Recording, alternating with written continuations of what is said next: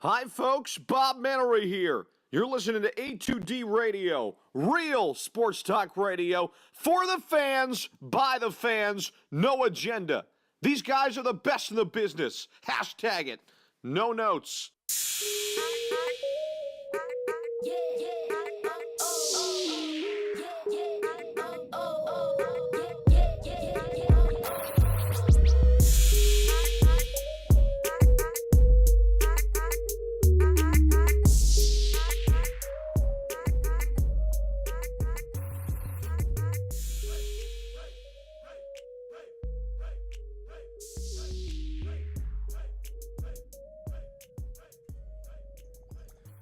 What's up, A2D family? Welcome to the weekly roundup. I'm your host, Jake.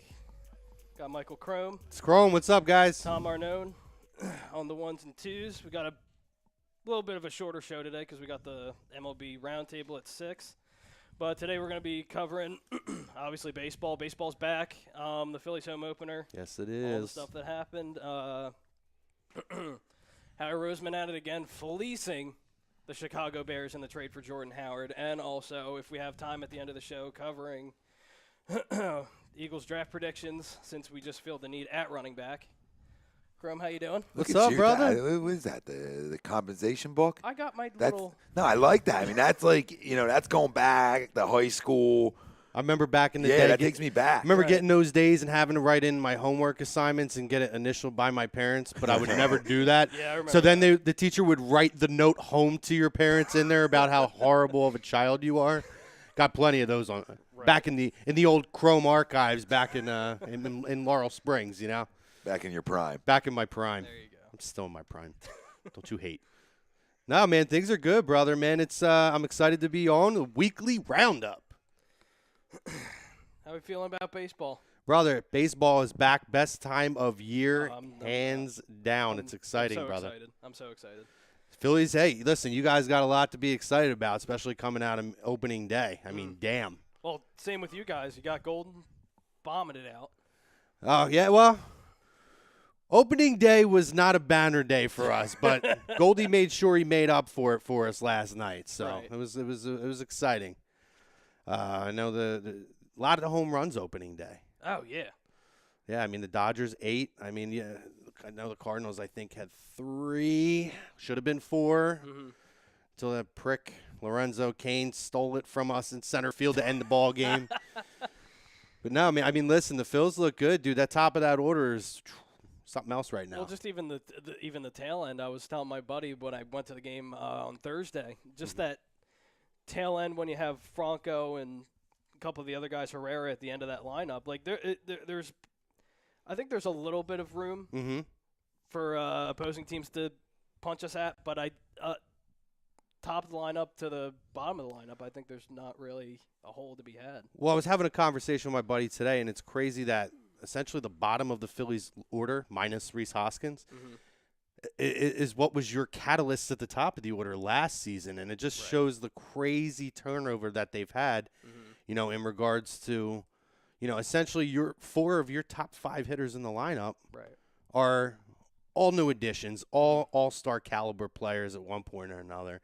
And I felt like for the Phillies, a lot of people were down on the Mccutchen acquisition, which I think was very, very good for them.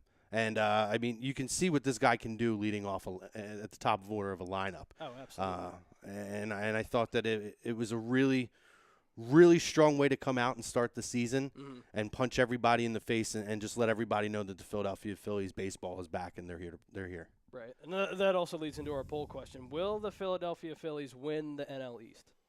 Agree. Yeah, no, I think that the Phillies will win the NL East. It's going to be a tough division. I mean, to me, honestly, from top to bottom, the 2 toughest divisions are both in the National League. I feel like the National League is really strong this year. And I think that the NL East is probably the toughest division. I mean, you have 4 teams that are going to be competing for that divisional title. Right. And the Central would probably be second, and then the NL East or the AL East probably third. But I mean, it's going to be tough. We're gonna have to. It's going to be interesting to see what kind of stuff that Gabe does in regards to, his analytics and his creative lineups that he has. I don't think you're going to see as much of that this year, which is going to benefit them because you do have such established high caliber talent now in your lineup every day. Right. You know, he might shuffle around the bottom of the order a little bit, but I think your 1 through 5 or your 1 through 6 are pretty locked in where they are. And I mean, I know I've heard Tom say it all the time. I mean, baseball guys are creatures of habit. So this is a really good opportunity now for them to find their groove and get it going. And I think that the question mark's going to be the starting pitching. It's so young. Yeah, that's my big concern. Obviously, out of Nola, Arrieta, and Pivetta, that's my big concern. Yeah. So, I mean, how do we feel about Eichhoff being sent down to AAA and Vinny Velasquez getting that number 5 spot? Did they announce that? Did they finally announce him being number 5? I thought it was, right? Was he announced as 5, Tom? He was announced as 5? He's their 5th. Yeah. Okay. The definition of fucking insanity. It's a very. I would imagine it has to be a short leash though, but that's risky. Absolutely. He'll give you like 3 solid innings, but he can't get out of the 5th. No, I mean He half can't the get out time of he the can't fifth. get out of the 4th. Right. Sometimes you can't get through the first. I mean, we're going to talk about it on Yeah, we're gonna the really round get in. table plenty, so I don't want to get too deep into it on my end. But when you get through a lineup one time and you throw hard, you're a bullpen guy. Right? Agreed. If you can't get through a lineup a second time, you're not a bullpen guy. Jared Eichhoff showed the ability in his rookie year to have a presence on the mound, have some control, command, spot his pitches, and get out. And to me, he deserves that opportunity. Now they're taking him down there just to get back. That could very well be the reason. Yeah, I mean the thing with Eichhoff too, there is an injury concern because he's had a little bit of trouble staying healthy. So maybe playing him every 5th day and letting him throw down in AAA until this Velasquez situation pans out or shakes itself out. Probably a smart move if you're that sold, but it has to be a short leash for Vinny Velasquez this year. I completely agree. I mean, there's been enough of a sample size and time at this point where you got to start making the steps forward. Right. Now, since leading to your point with the sample size, do you think possibly down the line they could put him as possibly like a reliever or like towards the end of the rotation possibly? Vinny? Yeah. He's not a rotation guy. You don't think? To me, I've thought he's been a bullpen guy for the last 2 years. Okay. I don't know that I see him being a closer, but I feel like if you can get that guy to shut games down in the back end, if you remember 2008, one of the biggest things that won for the Phillies, you had the bridge to Lidge. It was Right. J.C. Romero in the 7th, and it was Ryan Madsen in the 8th, and those guys were so pivotal in those roles. I could see Vinny being a guy, an 8th inning guy, that bridge to get you to whether it's a Robertson or a Sir Anthony or whoever it is. If they go and get a Kimbrel, he's got electric stuff. Other thing too is when you're in the bullpen, you only need 1 or 2 pitches. Right. You just have to have those 2 pitches mastered, and I think that allows him to focus on locating his fastball and then whatever his secondary pitch is going to be. Right. I just think it's a better fit for him. I completely agree. But going into the Phillies home opener, obviously baseball's back in Philadelphia. Everyone's excited. New acquisitions, that whole thing.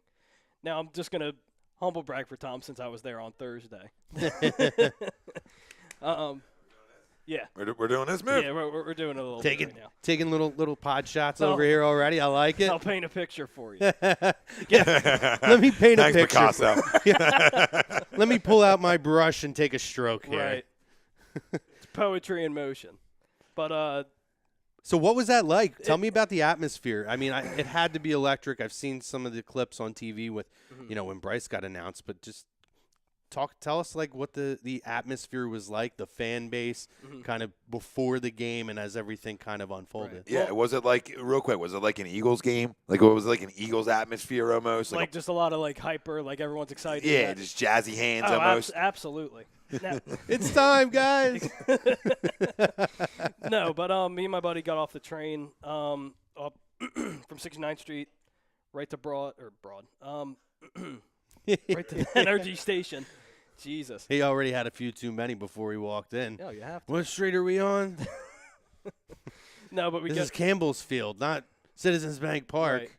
You get off the train, walk through the doors, and you just see nothing but white and red, and it's a hell of a thing because back in 2008 when I was a kid, I haven't seen it since then. Yeah. Like obviously, throughout the years I went to games and you saw fans like here and there, but it was never like you didn't get that vibe of excitement. Like obviously you have your baseball heads and that whole thing, but it's just It's the laptop. Turn the volume down on the my laptop. bad. My bad. That's my bad. I thought I shut it off. No, but For those who can't see it, let me pull out my brush and paint a picture for you. You got Tom over here going. That's it. That was it. That was my Tom impression. No, He looked like he was going to pull his hair out off his face. Right. Yeah, Right. we know that. No, but obviously walking to the stadium, everyone's excited. Got Questlove doing DJing. That's right. I did hear about that. That was fun. That was a lot of fun. You saw a lot of the new vendors. They had The beer garden, yeah, right? the beer garden. So they was cool. opened all that up where it used to be where McFadden's was because it was Yeah, a Shake Shack and a beer garden now. Yeah, they have the Shake Shack. I'm pretty there, and excited then to they see have- that. It's actually really nice. Yeah. It's really, really nice. I mean, I miss McFadden's for the simple fact, A, I have a lot of good times hanging out in that McFadden's. Right. And B, when they opened up Xfinity, it's so packed over there that it was kind of nice to be able to get over to McFadden's and like it wasn't packed like it used to be. But you could go in, have a good time, good atmosphere, and get a beer. Right. You know, and that aspect I'm going to miss of being over there. But I'm excited to see the changes that they made. Well, the cool thing is with the beer garden is too. There's so much seating there. Same thing with Shake Shack. It's almost kind of like a restaurant setting, kind of similar to like how Xfinity Live has it, or like how Chickies and Pete's has it. So you can sit down, relax. Cool. Because a lot of people were just sitting there drinking beer, watching some of the games before, like the Yankees game that was Nice. on earlier. But Fuck the Yankees. no, but obviously getting to my seat, excitement. Had the players walk down the steps. That was cool. And then obviously, Phillies do a really good opening day. oh, it was they really, always have. It was really nice. They had season ticket holders walk on the field. That like nice That's cool. carpet on the field doing the Pledge of Allegiance. So that Yeah. it was cool. But getting into the game, it was just one of the it was one of those moments where announcing the lineup bit by bit, strength and conditioning coach, that whole thing, and then Bryce Harper.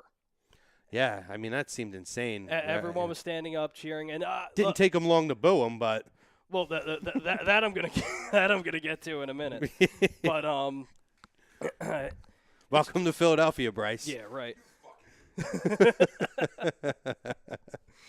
No, but starting into the game, obviously, well, I think me and you both had questions about like the whole Mccutchen situation. I did not. I think that I can say confidently I have been on board Have you? with the Mccutchen signing for the Phillies because it made so much sense. The guy's not he doesn't need to play center field anymore.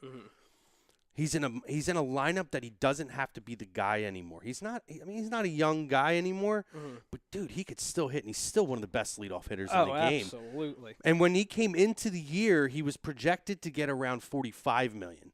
So really, they only overpaid him $5 million. That's the economics of the game. Right. If you really want something, you have to overpay.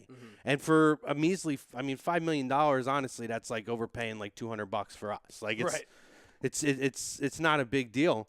But I just felt like he was such a good addition to this lineup, particularly with the young guys, that I felt like they needed that kind of leadership and presence in the locker room to help kind of mentor these young guys too over the next few years.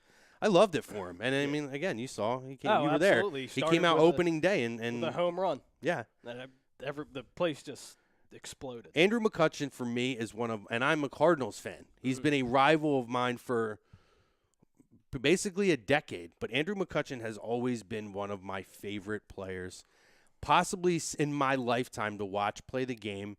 And for the human being that he is, the class act that he is, I felt like he would be such a great fit for this team when they signed him. I was shocked when they signed him. I didn't hear his name floated around with the Phillies up until maybe early that day. But yeah, I mean, I thought he was a perfect, logical guy to come here because you needed to add veterans. Mm-hmm. You were going to need to. I mean, look at when they signed Arrieta. I feel like they overpaid Arrieta. Yeah. But you do what you have to do to bring guys in. And not only Arrieta, but Santana. Santana, Oh, yeah. sure. You're Yep. paying Harper $5-6 more million than you're paying Santana. Exactly. Yep. And So- he ended up back in Cleveland, didn't he? He went to Seattle. And then they like a day later they Yeah. traded him back to Cleveland. Yeah. But yeah, no, I mean, I think it was a great move. I know a lot of people were critical of it because of his age, but Mhm. and he's not the MVP Andrew McCutchen Right. anymore. He doesn't need to be. No, he anymore. doesn't. Yeah, I know. It's a year that this like caught me off guard because we were so Harper Machado. Right. It's like, wait, this is where you meant stupid money, Mhm. and it wasn't. And it was a great signing when you look back. In hindsight, right? Right. I was frustrated. Well, when you got yeah, Direction. yeah, and Tom's right. At the time, I'm a wait and see and kind of be patient about things. I don't know how you guys No, are. that's how I am. That's how I've always been. I always feel like a lot can be done, particularly over the last couple years with MLB. These guys signed so late now. Mm-hmm. And I know it was frustrating going through 181 days of the Machado and Bryce Harper stuff. Got under it a little bit. Yeah. Damn. Left field. Yeah. Out. Oh, Safe. they'll review that. But I understand. Yeah. But it's tough sometimes, and like Tom was saying, Mm-hmm. when you talk stupid money and you see that Andrew McCutchen's getting overpaid $5 million and there's nothing, there doesn't seem to be progress being made. It does get frustrating. Yeah, absolutely. But I truly believe for the Phillies, and we're going to talk about it more on the round table, Mm-hmm. Harper, long term, was the biggest move. Oh, absolutely. I don't think that Harper was the key move, and I'll elaborate more on that when we really dig into the round table. Okay. But I think this team could have won without Harper. Okay. I do. They wouldn't have. Clearly, they wouldn't have been the same team. Well, obviously, yeah. But I think this team was put in a position to win after another acquisition. I could see that they were turning a corner then Mm-hmm. when they acquired somebody else. Right. And I think even the owner talked about it. Getting Harper was a big part of it was also a move that he knew the city wanted, and it was also a huge business move. Sure. Because within 2 days, you saw the report, he set a record in jersey sales. Oh, yeah, absolutely. He passed LeBron, Yeah, which is insane. which Crummy Ralphie even contributed to that money. Right. And, Crumb. and they said on Thursday he broke Aaron Judge's jersey sale record. It doesn't for shock the me. past 2 years. No, it doesn't shock me. Does either. not shock me. I mean, when you look at it, Out. the guy, yeah, you could tell he was out. But no, absolutely not. But you could tell that he was a guy who, when he came in, you knew they sold, give or take, $5 million, Right. $4.5 million in ticket sales alone. Mm-hmm. His base salary. Now I don't know about bonuses and stuff the first year, Right. but his base salary for this first year is $10 million. Mm-hmm. So as far as covering his base salary, Right. you already covered within 2 hours, which started hours before it was actually announced as official. Mm-hmm. You already started covering this guy's salary. Oh, I mean, absolutely. he is a cash machine. Mm-hmm. He is going to bring so much money, so much endorsement money. Mm-hmm. Obviously, even when you look, you were there. Stadium is filled up. Mm-hmm. You're talking food and beverage sales and all those Oh, different yeah. things, those different avenues of revenue that these teams get. I mean, it was just it was a no-brainer. Oh, absolutely. But no, I was okay. So what was your skepticism for the McCutchen signing? The big thing with me, like everyone touched on and you touched on, is the age. That was my big thing. Now, Still like a pretty young guy. He's only 32, I think. no, I get that, but I'm saying Damn, I'm 34. Don't make me sound old. no. But obviously, I think seeing him just answer everyone's questions, hitting Sure. that home run, and making that statement play, obviously, I think it calmed me down. And obviously, with the rotation, it also helps. And like you said, he doesn't have to be the guy anymore, Mm-hmm. which takes tremendous pressure off him. Now, my only concern is with a lot of the fans, and obviously we have some casual fans in here too, as far as some like Phillies fans, like including myself and a lot of other people that I know, looking at the Phillies' success. Mm-hmm. But the casual fans, I think, are also looking at just Harper. Yeah, I would agree with that. Right. I would agree with that. I think that a lot of people think everything is going to live and die by Harper, the people who don't understand. And listen, it's not. And if the guy scuffles, we don't need to boo this guy out of a building, okay? Right. He'll be fine. The people who have any sense are going to understand that this is going to hinge a lot on their starting rotation. Oh, absolutely. And clearly you saw Aaron Nola again comes out, and he has what you may even consider somewhat of a down game. Yeah. And he only gave up one run. Yeah. I mean, this dude is a freaking phenom, and really has the potential. You know, I know Tom says he's the best pitcher in the game. I'm not going to go that far. I think DeGrom is, but that's just me. And listen, I mean, they could be 1A, 1B, 1C. Right. You know, there's young pitchers in the game. Absolutely. I think that he is a top 5 perennially. Oh, I agree. Perennially. You know, I don't always like to say there's one specific. I mean, it's hard to argue against Scherzer. Oh, absolutely. Yes, but, I mean, his age is getting up there. Right. I always look at it, and if you're a guy who can be in the conversation for the top 5, you're an absolute stud ace. You get top dollar, and you are in that elite level. And I think that he's going to be a guy who, by the end of this year, now with a track record, that'll show a lot, and he'll earn that. Okay. No, I completely agree. Now, getting into later on in the game, obviously you had Franco with the home run. Later on, and then obviously, which leads into my next point with the Rhys Hoskins grand slam. You had Harper, and then then the Braves walked him, which you saw the writing on the wall. Oh, absolutely! And everyone that I was sitting next to, even my buddy, were like, "That's a mistake." Yeah, because you have Hoskins right there, and what happened? You got nobody out, right? And again, that showcases all those acquisitions. Harper. He struggles at times with the bat. Oh, yeah. But he has a great eye. He finds ways to get on base. If he's not hitting, at his normal peak level, right? You know, he still always finds ways to draw walks and get on base, and he commands that kind of attention, like you saw with an intentional walk, with nobody out to load the bases in front of Rhys.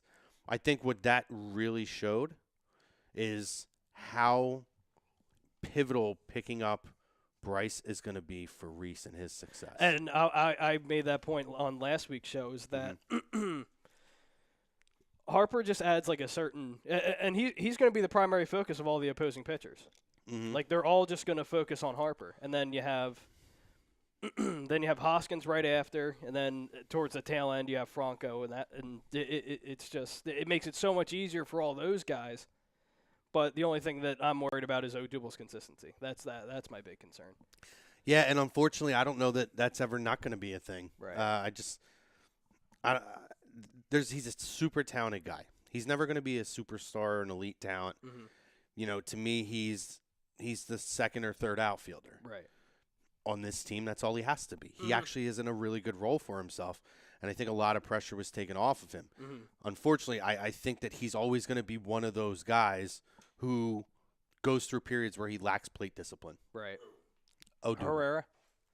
And I think he's going to be a streaky guy. Yeah.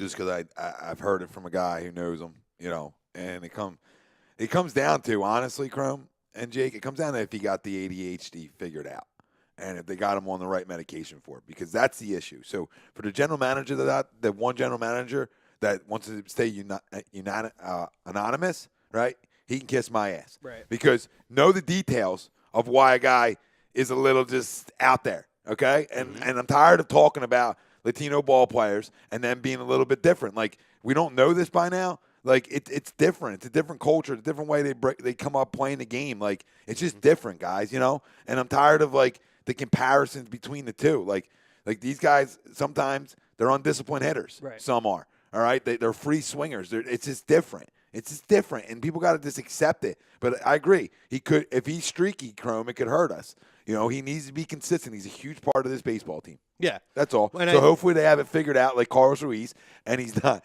and he doesn't get, you know, he doesn't go off the books for his prescription. No, you know what I mean? Oh, well, yeah, that's true. No, and that was my feeling on him is he's always going to be a guy that's going to be streaky. I don't know that he's ever going to be able to harness all that in consistently. The focus that he's going to need. But that being said, again, last year you were relying so heavily on him, particularly with that hot start that he had. Right. You don't – it's not as much of an emphasis now. I think he's in the right role, second or third, depending on, where you look at Mccutchen as a second or third outfielder. Right. Still extremely valuable, still a starter on any team in this league. Right. But he's not the guy. No. Well, I'm personally, and Tom can add to it if he wants, but I'm more of a Glover Quinn guy, personally. Okay. Just because of his speed, it adds so much more versatility to the outfield. That's how I look at it. Son But of he's a bitch always just hurt. name a president? Hmm? Did you just name a president? Did you say Glover? No. You say Glover Quinn? We Yeah. have to go back and Did tape I? that. Did Yeah, I? it's all right, babe. He said my Glover bad. Quinn. I was like, we got presidents? He meant Roman Was Quinn. he a president? Glover Quinn? I don't know. It sounds like a president, doesn't it? It does, Yeah, yeah, it does. absolutely. I don't know if he's one of the presidents. I'm not a history buff. Right. But no, I hear you. Mhm. I hear you. You're right. But again, when you can't stay on the field, Right. That's my He's- concern. it's He's a big that's a big issue for him. Yeah. He's a big question mark when it comes to health. Well, he strained his quad in spring training, right? That was the – Didn't take very long. no, it didn't take – It did not. I think take it was like very the third day in. He's like, oh, strained quad. All right. Yeah, it was basically it the was like Darren- major league. He got up out like 6 a.m. and out sprinted somebody and pulled something. Yeah, exactly. like the Roger Dorn. And like again, if you're not going to use the guy to his strengths either, if you're not going to bunt, you're not going to bunt for hits. That ball's laced. Yeah, that's gone. Yeah, Oof. that's fun. All the Pavetta guys. Cy Young looks like it. Cy Pavetta. Was that Dansby Swanson? Yep. Cy Pavetta. Yeah. That's what my buddy called him this morning. Cy Pavetta. Cy Pavetta. Oh, Jesus. He is a strikeout machine. Yeah, he is, but he's still young. Yeah. I wouldn't worry about him. No, he still has plenty of time. That I'm not worried about. I like Quinn. I like what he had. I like his tools. I don't. He's a guy. I don't know if he's ever going to stay healthy. And that's my concern because I think he has the ability to be a really good player. Obviously, not like an all-star or anything like that, but he has the ability to, I think, even be better than a Double, which is Potentially. I think he has the ability, but again, can't stay healthy. I think Odubel's going to have a little more pop than he would. Yeah, I can agree with that. Yeah, but Just because Quinn's such a smaller guy. I mean, these guys have these luxuries that they didn't have last year. There's not all the pressure on them now to Right. develop as quickly. Mm-hmm. Now it's just get yourself healthy and get out on the field, and then allow yourself to develop at this point. Mm-hmm. The Phillies really did a lot of their young players a favor by going out and getting all these veterans, and they needed it. I think the inexperience of last year, I know, I heard Tom 9,000 times, destroy Gabe. And I'm not taking any blame off of Gabe's decision making last year, but in the end of the day, the players play on the field. And I believe that the inexperience of that team last year was a big factor in those last 2 months as well. I can agree with that. Gabe gets a big chunk of that blame, Mm-hmm. but the inexperience was huge. And, I mean, I liked Santana for having the veteran presence, but having these guys that they have now it's night and day from last year. Oh, absolutely. And that's going to be, and I talked about it on the show last week, is that this is such a crucial year for Gabe Kapler. Mm-hmm. Like, if he doesn't make it to the playoffs or at least get, in my opinion, 90-plus wins, I don't see him coming back. I don't know that I want to say 90-plus. I think they will surpass 90. Mm-hmm. This is a really, really, really tough division. I agree. I could see a divisional winner coming out winning 88 or 89 games simply for the fact that these teams are going to beat up on each other. Mm-hmm. So I don't know that I would make that the benchmark. Right. Playoff berth is a necessity. Mm-hmm. Seeing how certain guys progress this year, like the pitching staff, having guys like a Roman Quinn, if he can ever get on the field, seeing where Odubel's at the end of the year. I think that's stuff, Sir Anthony and these young arms that they have in the bullpen. You're going to have to see how these guys progress. Right. And if it's, I'm a Cardinals fan. Tom knows I talk about this all the time. My old manager, that prick Mike Matheny, every young arm, for a guy who, as a player, was an incredible manager of a pitching staff, as a manager, was the worst Right. He burned arm after arm after arm out. And when you have all your young pitching prospects, and all of them seem to either be injury-ridden or, for some reason or another, blow everybody away in AAA. And every time they get to the major league level, they're not used properly, and they regress. That's a lot. A lot of that has to go on where's the manager and what is the manager doing. Right. I feel like that's something they're going to have to keep an eye on with Gabe.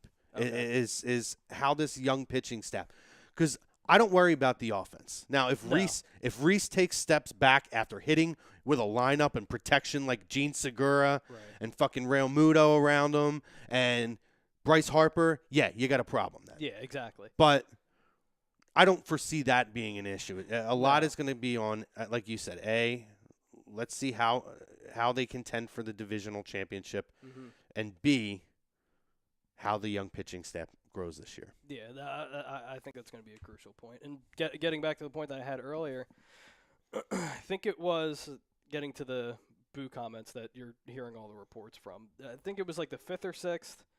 Harper struck out again. The boos weren't as bad as the media's making it out to be. It was more kind of like a playful, haha, boo. Like you had the idiots back in behind the pitcher's mound and kind of where we were at. It was like light boos. But looking at the reports, they were looking for that.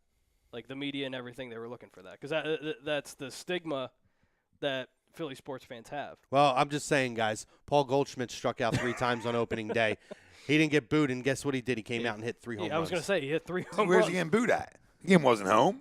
Don't you play narrative gate on me. Game wasn't home. Game's away. Did you watch a lot of that game? There's a big Cardinals I'm not presence nothing. Nobody's debating. Shut your mouth. That you travel well. What I'm saying is, how dare you? And by the game way, wasn't all right, home. let's take booze out because Very we could bad. also talk about the social media trashing that he got that day, and that you can absolutely Would get you on stop talking about an entire fan base because of a few idiots? Can we stop being lumped? Like, I'm tired of going places, saying I'm from fucking Philly, and people say, and they look at me a certain way. Right. I'm tired of it because it's certain idiots. I can't wait to go tomorrow night because if somebody boos his ass, hands are being thrown. That's funny. I'll be there tomorrow night, so maybe I'll see that. You got my back? Yeah, I got All it. right, cool. I'm gonna need some help. I got you.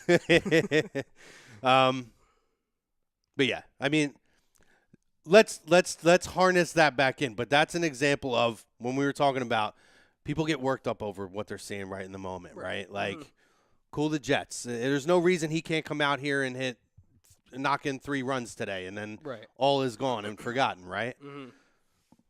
But Tom, there's a reason that the fan base gets that reputation. It's because they do stupid things like that. Brother, the Yankees fans booed freaking Stanton just so opening you know, day last year. Just so you know, So, they're please. crumbs. They're crumbs too. So Please. I don't. Please, if you go on any Red Sox thing, did he hit another one out? Off the top of the wall. Yeah, Oh, it's a we make double. it. So what I'm saying to you is, go to any one of these like other team sites. I do. Okay, and look what Red Sox fans were saying. Yeah, after Game 1, I lost Seattle. It was panic mode, getting rid of everybody. Right. So it's the Northeast. All right, just because you're out in the Midwest where everything's peaches and goddamn cream. All right, when baseball season, Bro, you've been to St. Louis. Don't walk don't walk 2 blocks off the stadium. No, I agree with you there. So don't speak for the Northeast baseball because I said the Yankees booed Stanton day 1 last year. Well, they're dumb. They're crumbs. Some, but the entire fan base isn't crumbs. Yeah, they are. All right, well maybe. All right, I've been neglecting the family a little bit. Ralph DeVecchio. What a crumb who wears speaking the of Cardinals crumbs, jersey. let's talk crumb talk over here. One crumb talk to another. Who wears a Cardinals jersey? A winner, brother. A winner. Right. That's who. You don't even know who Willie McGee is because you don't know shit about baseball. So watch your mouth. Frank Vespi says Phillies are in a great position to win the East. Pitching worries me, but that lineup though. No, I completely agree. The lineup's solid. I don't understand. Like the pitching is always going to be like, the pitching concerns me. Like where around baseball, besides like maybe like a couple teams where they don't have pitching issues after the third starter. Like, I mean, I just want to know them teams that have lights out 4th and 5th guys. Right. So, like, I'm not taking a shot at Frank. I'm saying, like, that's all we've been talking about is the pitching. Listen, you need one ace, you need a lineup that hits, and you need a good bullpen, and that's how you win. It's spam. Don't read that. Yeah, that's what I figured. Facebook. Yes, ma'am. You'll see it. It's like a paragraph. It's a spam with a. You got another one of these guys? It's like a link thing too. Yeah, I had to delete a guy yesterday. Now I got to go find it. Where's it? All the way up at the top? Yeah, it's right under. It's right under Frank's. Right under Frank's comment. I don't have anything for Frank. Oh, I hit it. Yeah. Okay. You got it. Yeah, it's hidden. Okay. Okay. Good. I don't know how you even saw it. You got Highgate. Big brother talk. Right. Andy Ritter, what's up, Andy? Have a great show, guys. Love y'all. Cardinals suck. Another guy who doesn't know shit about any professional sport other than a scripted one. He's going to come on here and talk to me about the second most winning fucking organization in Major League Baseball. Oh, Lord. Go hang out at your fucking rodeos, Andy. Hashtag bull talk. Bullshit talk. There you go. I love him. Andy's going to be here with us next week. On the Coming from Houston, coming for the WWE WrestleMania Roundtable. So that'll be fun. First live show. Let's have him talk that shit then. He's flying over here, right? He is. He's flying here from Houston. He'll be here for 2 weeks. Oh, okay. I'd invite him on Birds of a Feather, but he don't know shit about sports. I was just going to say, yeah. Which isn't a bad thing. No.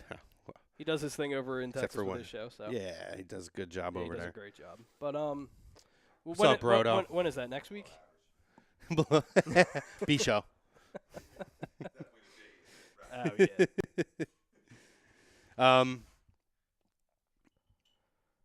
What were so you were saying with the rotation? I mean, you do or you don't believe the rotation is going to be not good? I think it could be good enough. But you don't think that everything – to me, the success of this team lives and dies by the success of the starting rotation. I'm not worried about the bullpen. I'm not worried about the lineup. Maybe, but I mean, listen, if you didn't have a legitimate ace, then I completely agree. If your one was just a guy that you weren't sure of, then I 100% agree. But when every fifth day that guy takes the mound, hitting's contagious, so's pitching. I just believe that, one, he's going to make guys around him better in this rotation. And they're young enough that there's still, like with an Eflin and a Pivetta, there's still room to grow. Arrieta talks out of spring he's found some stuff that he found before it. And you can't just brush it to the side and say, oh, it's just speaking, because this is one guy who's been able to critique his delivery and other things throughout his career to make, to make himself into the Cy Young pitcher he was. So if he critiques some things and adjusted and fixed some things, I'm not as in worry mode as everybody else with that. Sure. You got to hit in this league. Yeah. We're seeing it already. Balls are wound tight. You got to hit. And can your bullpen get the last 6 out of a baseball game? That's what this team's going to depend on. Because nobody goes 7 or 8 anymore to worry about your starters that much. Right. Guys, can you get me through 6 and Quality give up start. and less than 3 runs, less than 3 or 2 runs? I think most of these starters can do that. So that's why I'm not overly concerned. Right. Like, where I got to rush out and get a Keuchel right now. That's all. Wow. I don't think Keuchel's going to sign until June. Which factor we didn't put in is I forgot that until June, if they sign after June 1st, teams don't have to give up that compensation pick.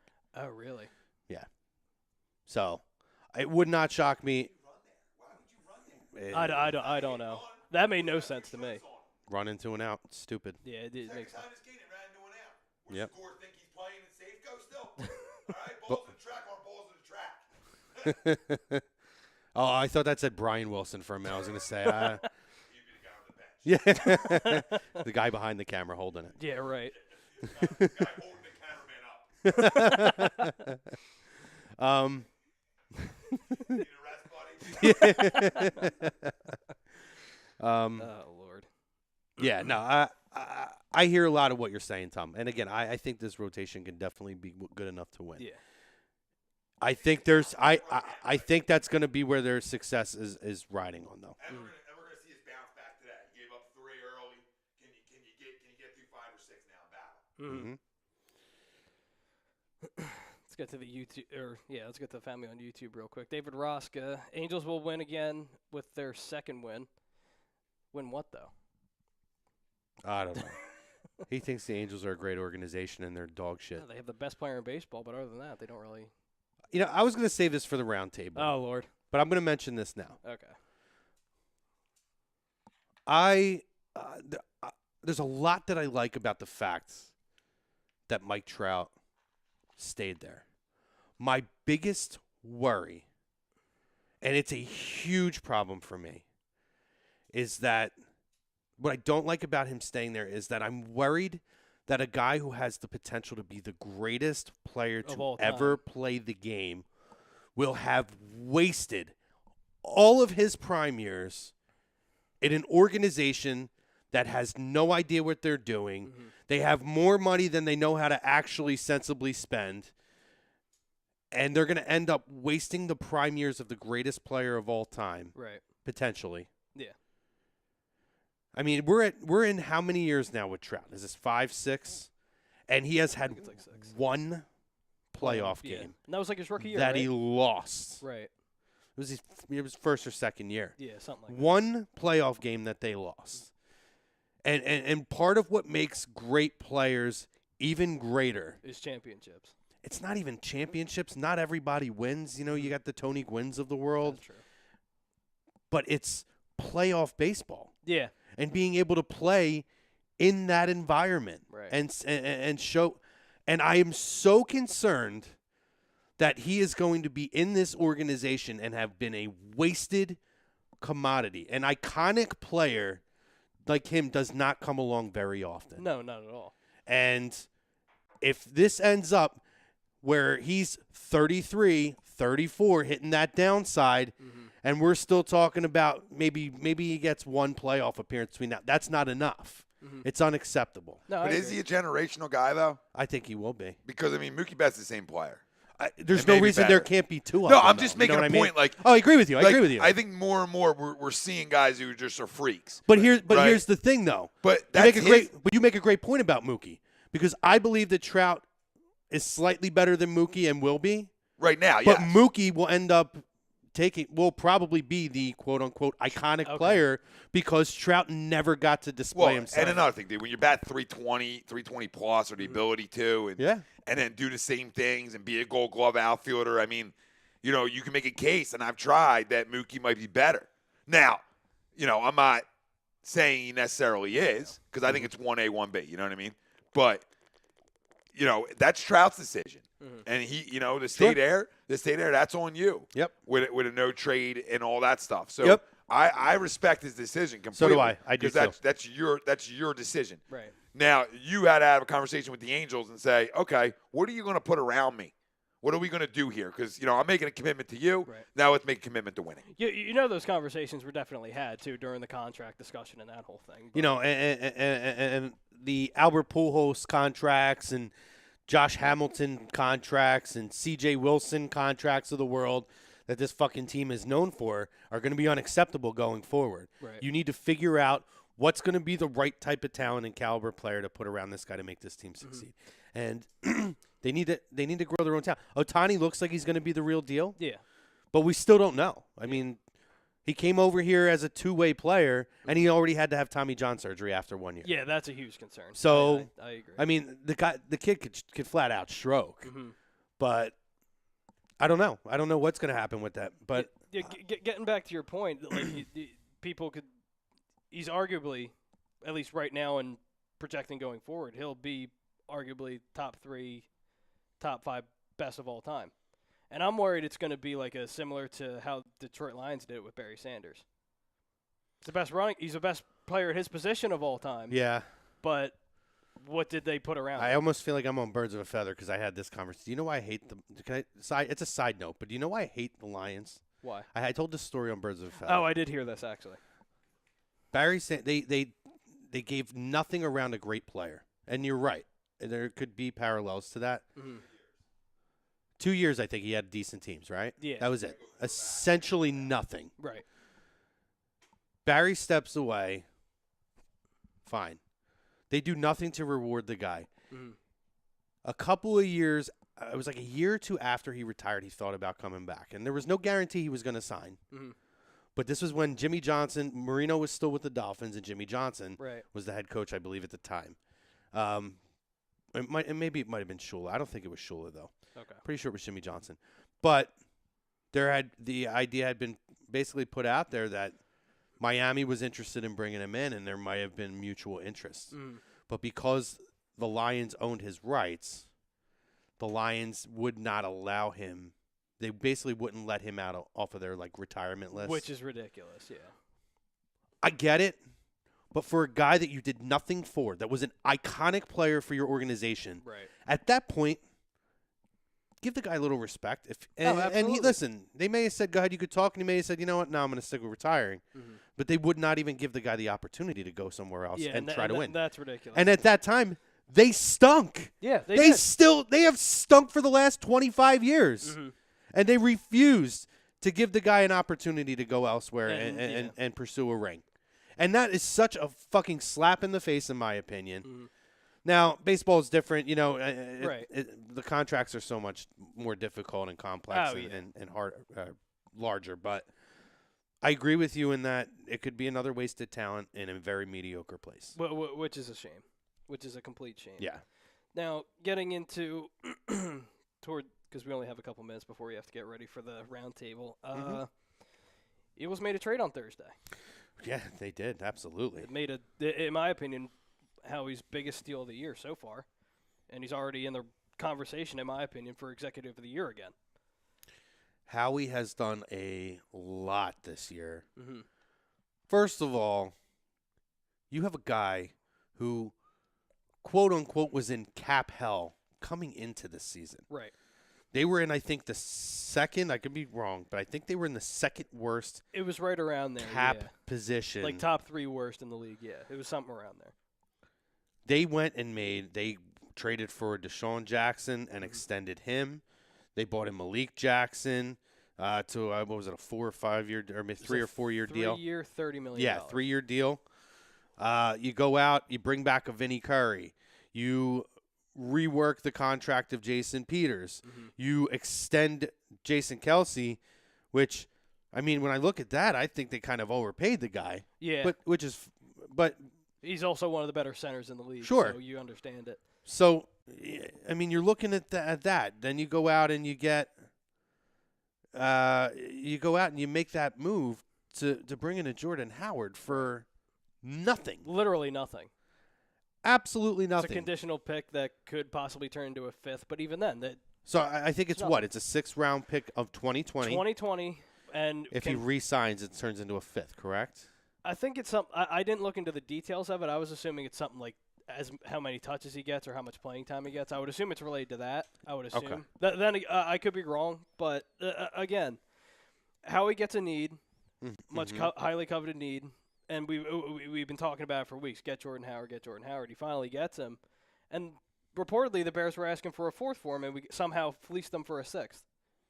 Yeah, it's so crazy. And that's what we thought, right? I mean, weeks ago when we said, oh, they're out on Jordan Howard. Mm. You know, I had an inside source who a few weeks ago, and I think I talked to Tommy about it a few weeks ago, that had said that they were in on Howard a lot more than people realize. Okay. But when I checked back with the source, they said that the hang-up was what the Bears wanted back, which I'm assuming is probably that 4th round pick. Right. They were going to keep communications open, but if the demand dropped, then the Eagles were going to go get back in, be all in on it. Clearly it dropped. Yeah. And it's crazy. Mm-hmm. I mean, the Bears gave us 2 incredible gifts this year with the Parkey double doink, and now Jordan Howard. Jordan Howard. If I'm a Bears fan, I fucking hate the Philadelphia Eagles organization at this point. Absolutely, and rightfully so. Yeah. Yeah. Bears might be my second favorite team in football right now because of all this. I'm trying to look up what the condition was. The contract were. Well, the big thing is, too, you're only spending, I think it's $2 million, and he has 1 year left on his rookie deal. Yeah. And you're paying him nothing. Yeah, I can't see. It's fly ball. I'll try to look it up later. But Yeah, I can't see what it is, but I mean, it's Howie doing how he thinks. Yeah, exactly. I mean, we talked about. Tom was in that chat. We were talking with Paul Hudrick from NBC Sports Philly, and I think that he made some really great points in regards to Jordan Howard. I'm going to pull it up real quick. So, for all you fans out there who were dumping on Jordan Howard previous, he said the last 5 weeks of 2018 season, when the Bears went 4-1 and roared to an NFC North title and a number 3 seed, Howard averaged 4.5 yards per carry with 100-yard games against Minnesota and against Los Angeles Rams, 2 teams with strong defenses. Right. And so he basically put in here, and I liked what he said, Tom, about the comp picks. How he knows what he's doing with the comp picks. You're not even going to feel the loss of any comp pick because of the fact that they're making these moves. Right. But they're shoring up the hole so that they don't really have a specific need now going into the draft. Right. And that what do you call it? That arises to the last point that I had towards the show. Like, what is their what are they going to do now? Are they still going to draft a running back in the first round? Are they going to go D-line, O-line? They could go anywhere. They could trade back, trade up. Yeah. And with Howie Roseman being the GM, you don't know exactly where they're going to go. I think if they stay in the spot, they're going to go O-line. Okay. You know, I'm sorry, defensive line. Let me rephrase that. I was originally on the O-line, and then I thought, all right, if Jacobs is there at 20 at when they pick, it was 25, I think. 25, yeah. You have to take him. Mm-hmm. That sense of urgency is now gone. Right.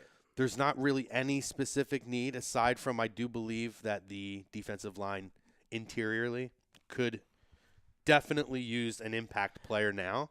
As a backup, yeah, I agree. Yeah. We're bringing a rookie in, and yeah. And really, a backup on this team is still a pivotal. It's a key player with the rotation that they do. So I'm thinking defensive line if they go first round. I'm not convinced that they're going to stay in the first round. No. I think it's very possible that they could trade down. Also, wouldn't surprise me if they trade up. I don't know who specifically, but I've heard, that I think Tom threw a name or two out the other night where, if they could get up to 10 or 12, don't count Howie out of that kind of a move. But I think that they can wait on the running back now. Yeah, I agree. Our question on Birds of a Feather the other day was, do we think that the Eagles will draft a running back in the first or second day of the draft? At the time, we said agree for the most part, because if there's even an inkling that Jacobs is there and then you think that they could take him, you have to agree with it. At this point now, if we were to rewind the show, I would go back and say disagree. I don't think they touch a running back until they get to day 3. Okay. I think offensive or defensive line will probably be priority 1.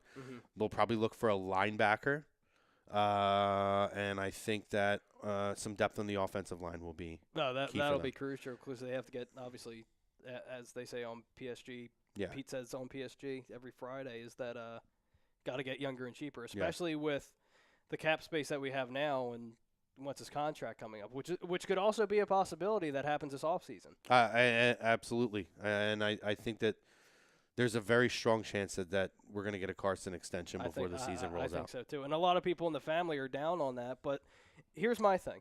Right now, and I said it a couple weeks ago, he's right now in Carson Wentz's career, he's never going to be cheaper than right now. Because if he had, and a lot of people are saying, I'd much rather wait for him to have like a similar year that he had in 2017. But then he's going to be the highest paid quarterback in like the highest paid player in the NFL. Which I'm not saying won't happen with this new contract, but the amount of money that you're going to have to give up if he has a fantastic year this year, which I'm expecting, I think is going to hurt the team long term. So I think how Howie's going to want to do it is sign him now, so long term they can still get pieces and that whole thing.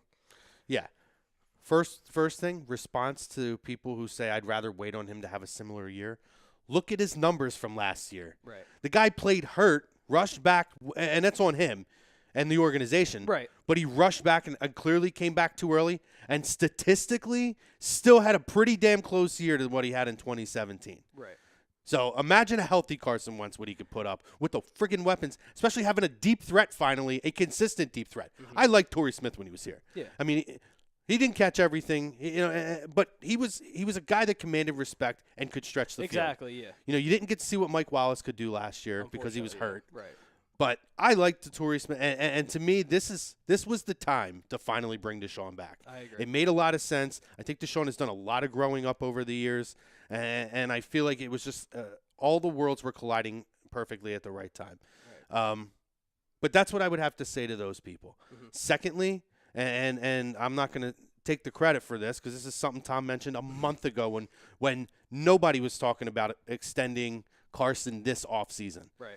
But I have to give him credit, and I'm going to shout out what his point because I totally 100% agree with it. Mm-hmm. And it's that you lock him up now, you know exactly what you have to spend. Exactly. You know what flexibility you have, and so you also know how we can now game plan to do those little intricate moves and restructurings that Howie does. Mm-hmm. You already know your big fish, your prize piece is locked in. Right. That's gone. That's spoken for.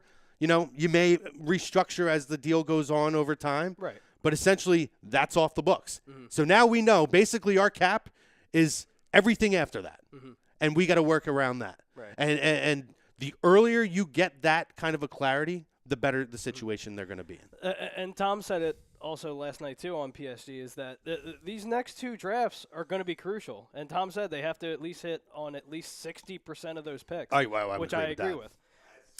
I don't even know that 60% is enough, but I agree with you. As starters. I'm talking about legitimate starters. Yeah, agreed. So, we could say you want to go above 60% for just guys that make this roster, fine.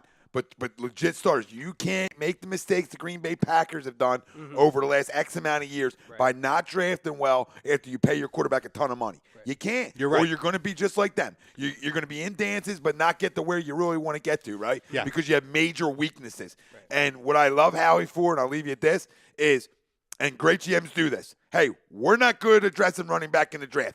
We struggle with it. So over the last X amount of years, they've either traded and done it that way or signed guys and brought them in because they've realized we're not good at it. Right. So we got to figure out a way to fill them needs elsewhere, and they've done a great job with it. Agreed. Okay, last year got burned because of Ajayi knee, right? They get burned by it. Fine, that's last year. The year before they did a great job. This year, off to a great start with it, essentially. Okay, and then you look at linebacker. They've done the same thing. They've gone and spent money. Nigel, right? Went and spent money to fill a major hole because they don't draft it well. Yeah. So what do they do draft well? Offensive lineman, defensive lineman. Yep. You can make a case for D-backs if you want. But, they're the things that they when they pick a guy, they do well with. Mm-hmm. So I got to give a GM credit for realizing what your weaknesses are because the greats and the real good ones can admit to it. Right. Doesn't mean they don't draft one. It just means, hey, we're going to go get a guy that we've seen tape on at this level over watching tape on a college guy and not being able to figure out how this guy can translate to us. Right. When we know Jordan Howard, what does he do well? Okay? Can pound the football. Downhill runner. Good one cut and go guy. All right? And Chuck can watch as much tape as he wants. That's what he is. All right? And what nobody wants to give him credit for, which is offense is so important and most are, he can block. Right. He's one of the best run blockers. So don't tell me that when he's on the field, it's a guaranteed run. And don't tell me the guy can't catch a football with his hands. Yep. It's that Tyreek Cohen can do it better. Yeah. It's not that he can't. I watch tape on the guy catch every ball with his hands. Yep. They just don't utilize him that much in that. Right. I watch him catch a screen and go 40. Yep. So I don't want to hear that it's up in his chest and he can't catch a goddamn football, okay? It's a huge upgrade. Be excited. And we beg for a running back, we get one, and everybody, it's Tevin Coleman. Listen, kick yourself in the dick if you think Tevin Coleman is better than Jordan Howard. I don't even know if I can figure out how to do that. It's impossible. It is. Just like saying that one's better than the other. Good stuff, man. Well, even statistically, too, I think he's top 3 in rushing his first 3 years, along with Zeke and a couple, I think Todd Gurley, I think. He is. And, I mean, listen, that can be a skewed stat for the simple fact that I would agree that it's slightly skewed because he did have such a phenomenal 2016 season. But that being said, that doesn't take away from it. I mean, it's not like the guy was unproductive at all after that. No, not at all. And again, Did it look like he lost his job for a little bit last year? Did he struggle at points last year? I think he did. But when it came crucial and time to make that playoff push, the numbers speak for themselves. The man stepped up. He had 2 100-yard games, averaged 4.5 yards a carry, and was a catalyst for the running game for them in those pivotal games. So, right. And it's a different scenario here. Yeah. He's going to be part of a rotation. Exactly.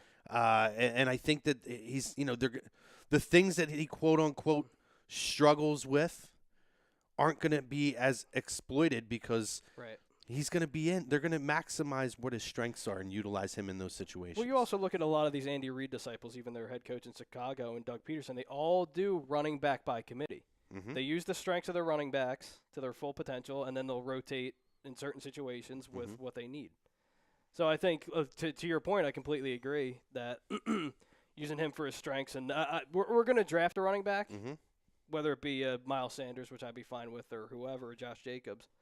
It's going to be just, I think it's going to, it helps Jordan Howard's trajectory, I think, going into free agency. Agreed. A lot more with having just those pieces around him. Agreed. I would agree with you 100%. So we'll see. We'll see what happens, man. Yeah, we'll see. Anything else you want to touch on before we head to the round table? Nah, brother. We got some time to prepare. We ain't going nowhere. All right, cool. We're going to be around. Just don't leave us, guys. Just don't leave us. 6 p.m., man. We're starting a round table. Big Daddy's going to be in front of the camera. We're going to have some of your other lovable losers from this studio in front of the camera. It's going to be a good time. All right. Guys, appreciate it. Weekly roundup. Michael Crome, thank you for coming on. My pleasure, brother. It was a good time. A lot of fun. We got to do it again sometime. Absolutely. All right, guys. Stay tuned. We got the MLB Roundtable at 6, and we'll catch you guys again next week. And shout out to Gibson Mayer LLC, our certified public accounts. Make them yours. GibsonMayer.com.